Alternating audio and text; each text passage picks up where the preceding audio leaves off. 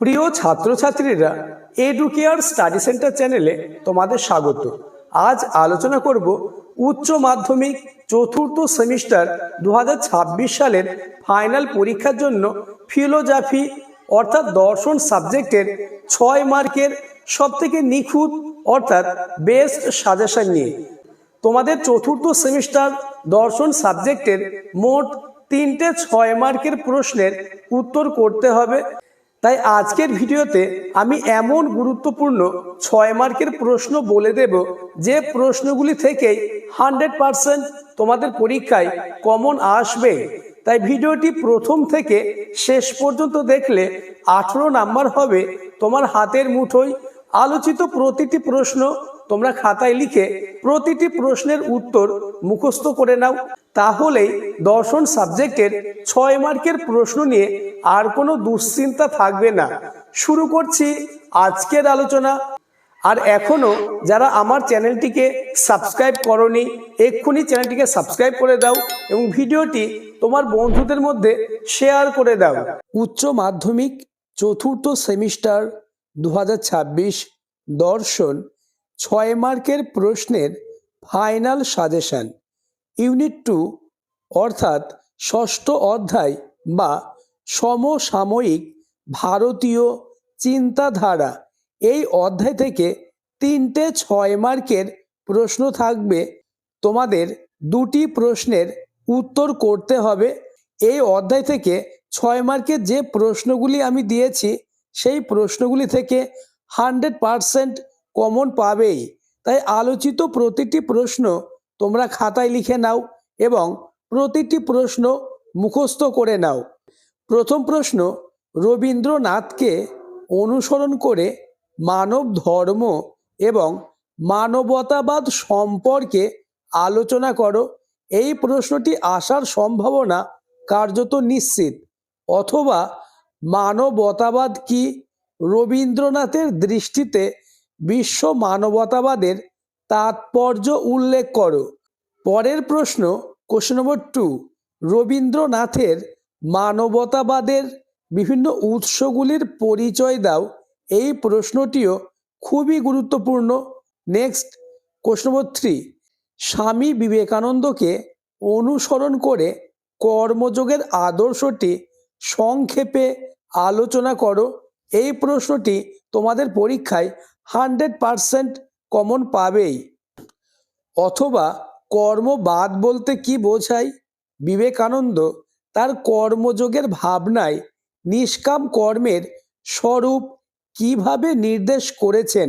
পরের প্রশ্ন, question number 4, বিবেকানন্দের কর্মযোগের ধারণায় কিভাবে প্রয়োগমূলক বেদান্ত প্রতিফলিত হয়েছে। এই প্রশ্নটিও খুবই গুরুত্বপূর্ণ। এই 4টে প্রশ্ন থেকে যে কোনো একটি প্রশ্ন 100% তোমাদের পরীক্ষায় আসবেই। পরের প্রশ্ন, কোশ্চেন নম্বর 5, সকাম কর্ম ও নিষ্কাম কর্মের মধ্যে পার্থক্য আলোচনা করো। নেক্সট, কোশ্চেন নম্বর 6, গান্ধীজিকে অনুসরণ করে সত্য ও অহিংসার ধারণাটি ব্যাখ্যা করো।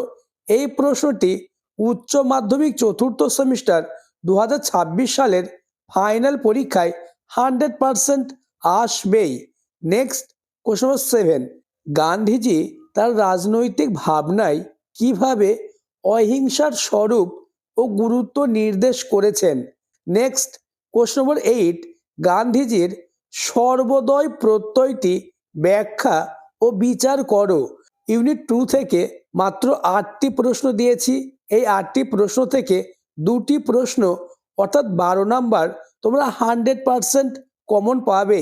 এই প্রশ্নগুলি তোমার রেডি আছে তো? তা আমাকে কমেন্টে জানাবে।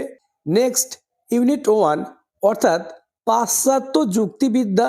ইউনিট 1 থেকে তোমাদের 6 মার্কের 2টি প্রশ্ন থাকবে। একটি প্রশ্নের উত্তর দিতে হবে। ইউনিট 1-এর 6 মার্কের প্রশ্নগুলি আলোচনার আগে চ্যানেলে নতুন হয়ে থাকলে চ্যানেলটিকে সাবস্ক্রাইব করে দেবে এবং ভিডিওটি তোমার বন্ধুদের মধ্যে শেয়ার করে দেবে।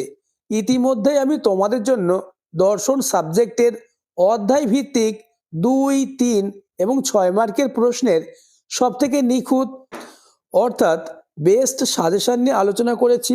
যারা এখনও দেখোনি ডেসক্রিপশান অথবা প্লে লিস্টে গিয়ে দেখে নেবে। পঞ্চম অধ্যায় অর্থাৎ মিলের পরীক্ষণমূলক পদ্ধতি, এই অধ্যায় থেকে তোমাদের একটি 6 মার্কের প্রশ্ন 100% আসবেই। এই অধ্যায় থেকে আমি মাত্র 3টে 6 মার্কের প্রশ্ন দিয়েছি। এই 3টে প্রশ্ন থেকে একটি প্রশ্ন তোমরা কমন পাবেই। প্রথম কোশ্চেন খুবই গুরুত্বপূর্ণ, মিলের অন্বয়ী পদ্ধতি আলোচনা করো। এই পদ্ধতির সংজ্ঞা, আকার, দৃষ্টান্ত, দুটি সুবিধা ও দুটি অসুবিধা লেখো।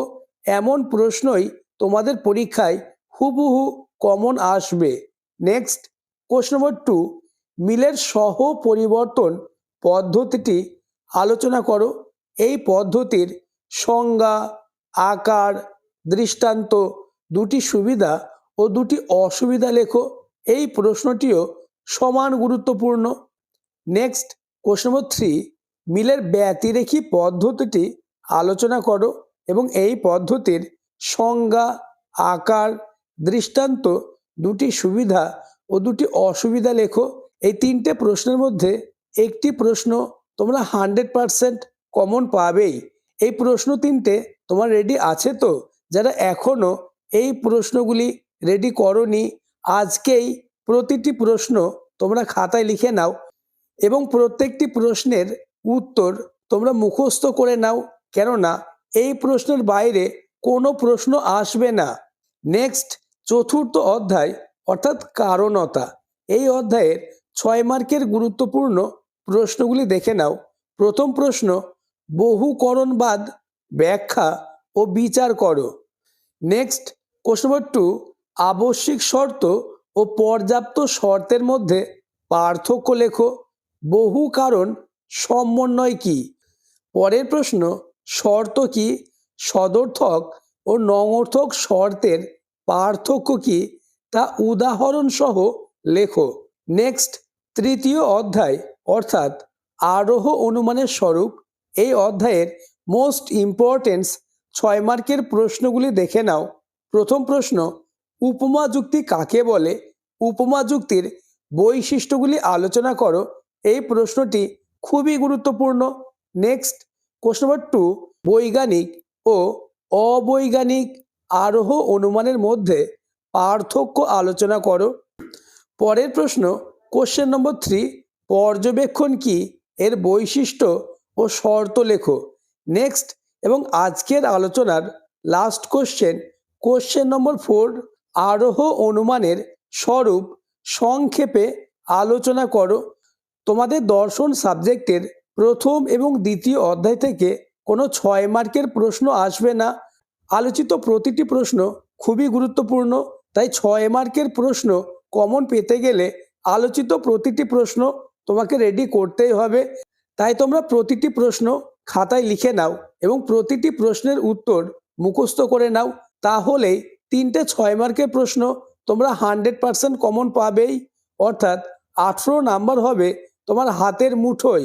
আর হ্যাঁ, চ্যানেলটিকে যারা এখনও সাবস্ক্রাইব করোনি, এক্ষুনি চ্যানেলটিকে সাবস্ক্রাইব করে দাও এবং ভিডিওটি তোমার বন্ধুদের মধ্যে শেয়ার করে দাও।